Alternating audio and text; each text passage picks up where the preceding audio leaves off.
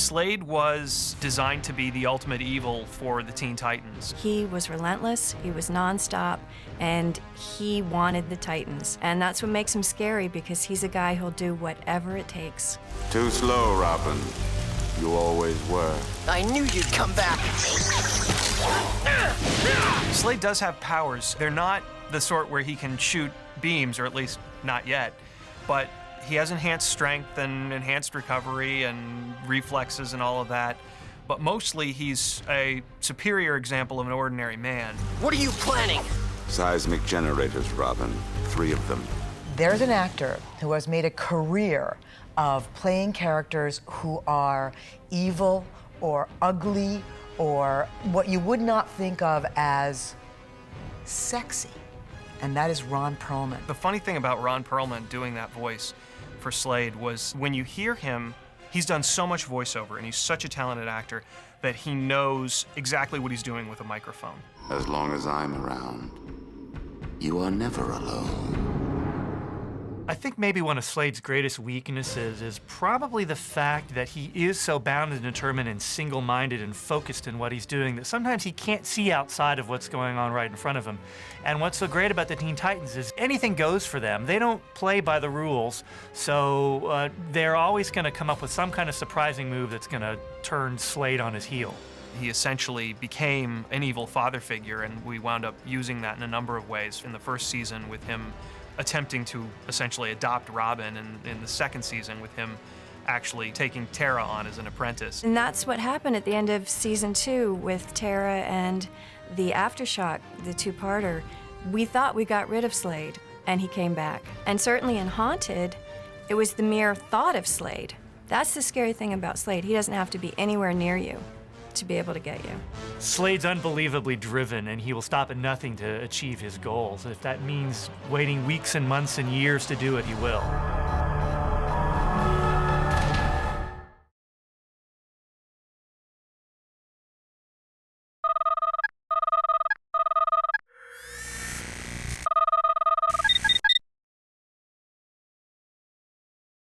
Blood. Brother Blood, at your service. Brother Blood is someone who loves the spotlight. He's not going to be very coy about what he's doing. He's going to come right out and tell you. Brother Blood has a number of powers which we never got too specific about, but he has the ability to manipulate people's minds, to sort of put a spell on people. The way we described it was that his power was the power of persuasion. He is a very cultish leader in a lot of ways, and once Brother Blood gets you in his sights, he will find a way to charm you into submission. Serve me, and I can make you what you once were. I can give back your life. Brother Blood's obsession with Cyborg grew out of having these two characters interact, and we realized that when we did this first episode where Cyborg was able to not be persuaded, not be hypnotized by Brother Blood's powers, that what we knew of Brother Blood told us, wow, that would really get under his skin. So I think that there was a fascination for Brother Blood. Here's someone on whom my charms don't work. I need to understand that, or else I'm going to be destroyed by it. Instead of the villain who was in the shadows, he was going to be very flamboyant, and he wanted to be in the spotlight, and he liked being a villain. He liked being in control of the Hive Academy. So that was the take we had with Brother Blood. You can't defeat the Headmaster, Cyborg. When are you going to learn?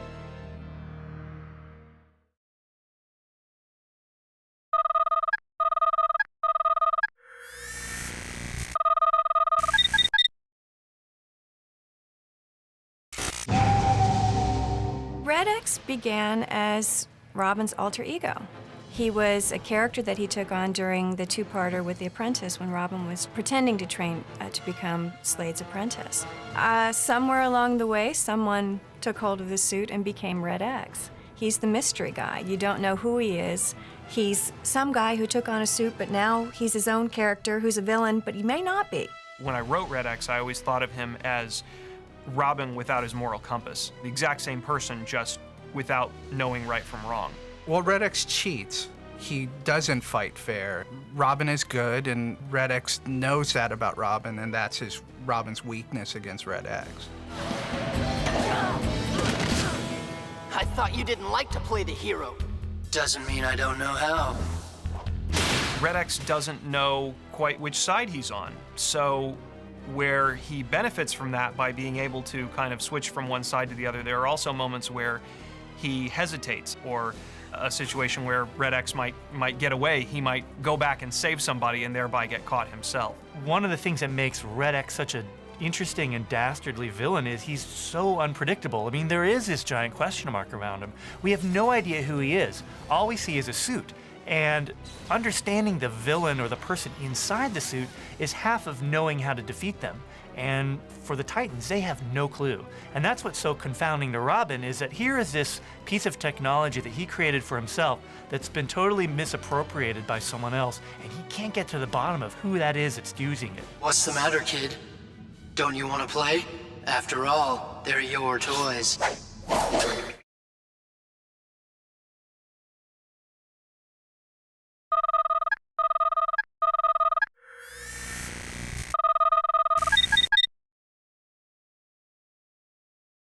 Surprised to see me, little sister? I am surprised to see you out of prison. Blackfire just is an evil sister. We had conceived her as the older, cooler, more experienced, better at everything, picks things up. I mean, she comes to Earth and has a better grasp of English than Starfire does almost immediately. The thing about Blackfire is she is her sister, but she doesn't have any of those same qualities of goodness and kindness. And Blackfire and Starfire come from the same world. Their powers are identical, however, their capacity for good is vastly weighted towards the Starfire end of the equation. They definitely both have the power of flight. They both have the Starbolts. It's the ultimate sibling rivalry between Starfire and Blackfire. And Blackfire definitely sees Starfire as everything that Starfire sees in Blackfire, but in the good way. So I can see that there is a deep resentment, if not hatred, that Blackfire has for her perfect little sister. You'll always be my little sister. I am not so little anymore. Blackfire had the Jewel of Charta, and I believe that that was the answer, that by smashing that gave Starfire a little bit more of an edge. Blackfire has an enormous ego, and I think that is her greatest weakness. Her pride always gets in the way. There was the conflict of good and evil, but that was also stretched across the bond of still being sisters, that Starfire can, you know, beat Blackfire up and win the battle and then say, it was still nice to see you.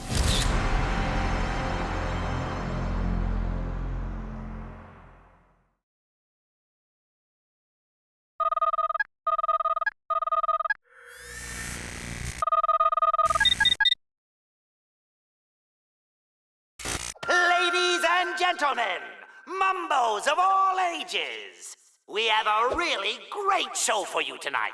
Mumbo is a magician, and he's another one who's kind of interesting because he's kind of a bumbling character, but when he really is after something, he's pretty terrifying, that he can take you into his world. The Amazing Mumbo was one of a few characters that we actually created for the show. And originally was just what we kind of call a villain of the week, one that just would come in, get defeated, and off he goes. But it was always a hope of ours that we could find ways to use Mumbo that we could really show off his powers in a way that were more on the fun side, in keeping with the lightness of his character rather than just the big bad, which he'll never ever beat. When we decided to do a whole episode about Mumbo, it seemed natural that it would also focus on Raven, since there is the, you know, he's magic, she's magic, the different kinds of magic. A peace offering. You pulled that out of your sleeve. Must you overanalyze everything? Why can't you just sit back and enjoy the show? Because it isn't real. I think he's the sleight of hand magician who got a hold of an actual magic wand.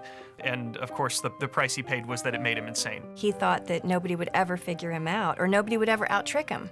And that's what ended up getting the Titans free, was the trick at the end, that they were able to outsmart him at his own game. Don't bother getting up, you're in my control.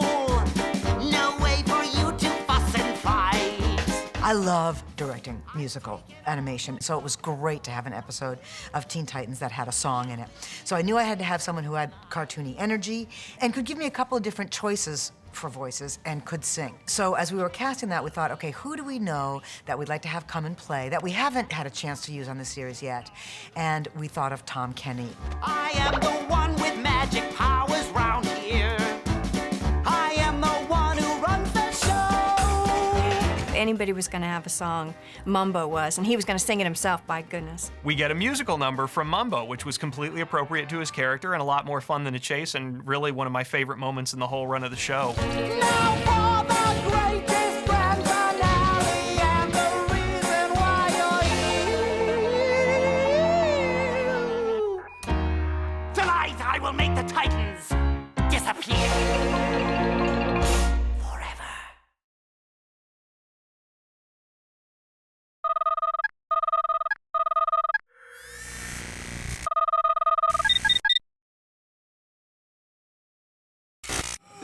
There, old man. At least we still have each other.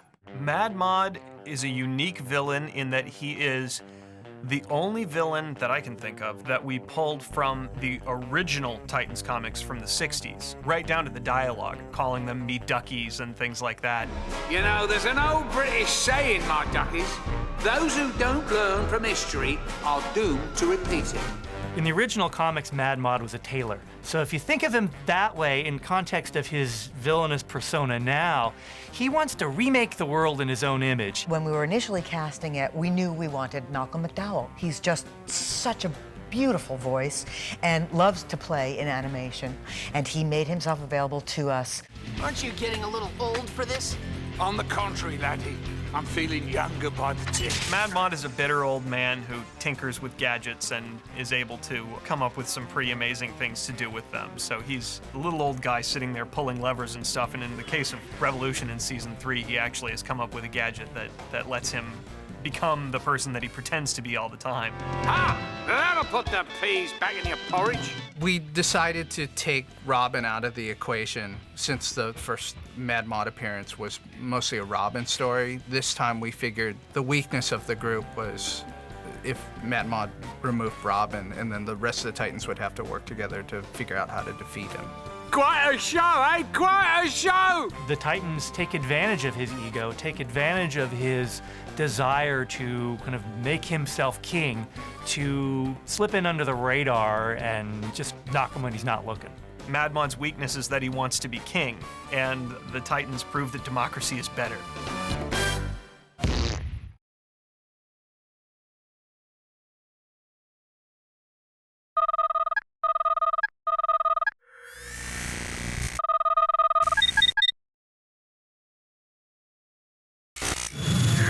Move it, slug crunchers! We're running out of time!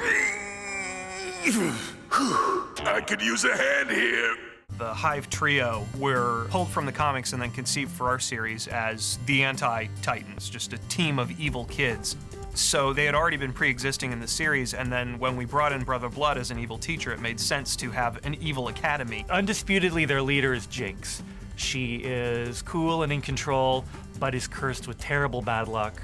Mammoth is unstoppable. He is relentless, whether it's crashing through walls or eating whatever put in front of him. You know, Mammoth is mammoth in every sense of the word.